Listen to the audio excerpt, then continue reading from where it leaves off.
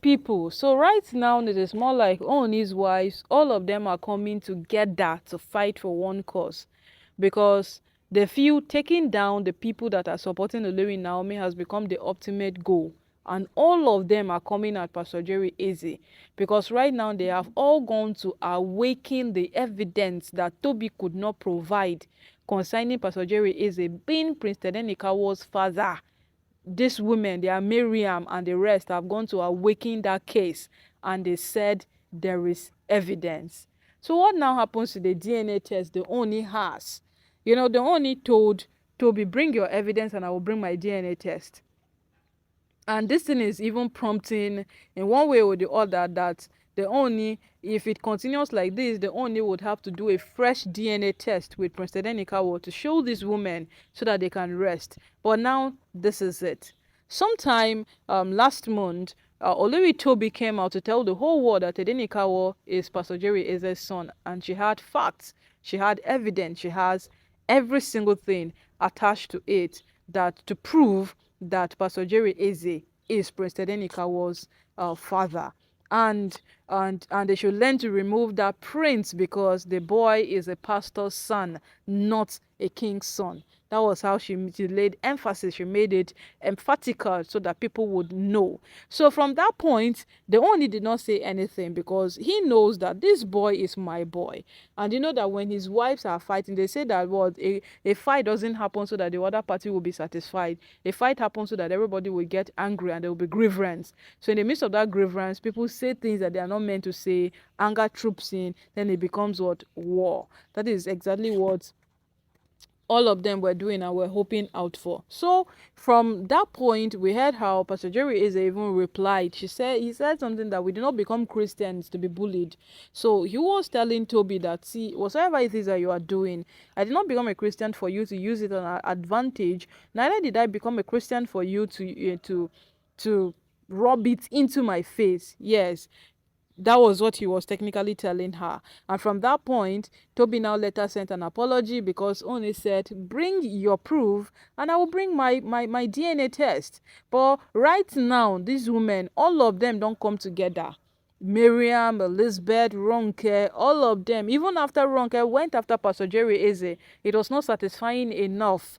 Now, all of them have come together, and according to what we are hearing, allegedly, oh my people, there is a new proof.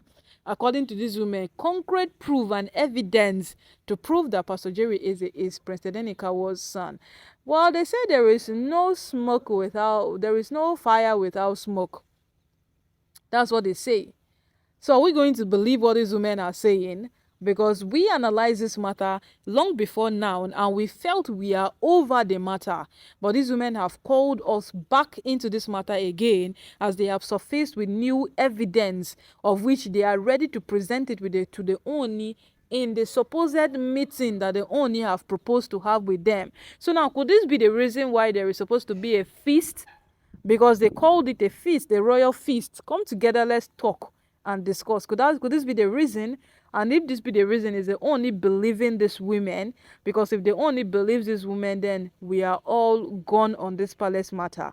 Yes, we are all gone on this palace matter. Now you'll be wondering why we are all gone. Most persons feel what has held Olori Naomi in the palace over time, and who held her so dear to Ooni's heart, is the path to which she is Tadenikawo's mother. And Tadenikawo is technically the heir apparent to the throne.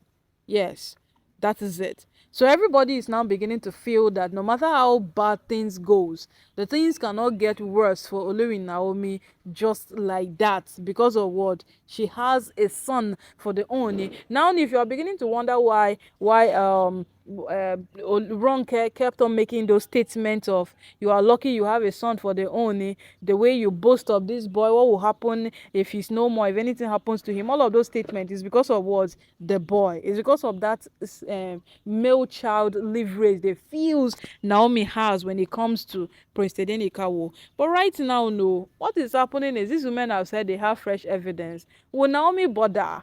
If Naomi knows that Tadenikawo is truly the only son, then there is nothing to bother about.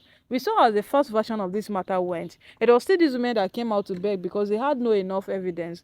But for them to reawaken this case, for them to go waking up this case and say that there is a fresh evidence and they want to present it in that feast that the Ooni wants them to hold, then my people, there is more to be scared of.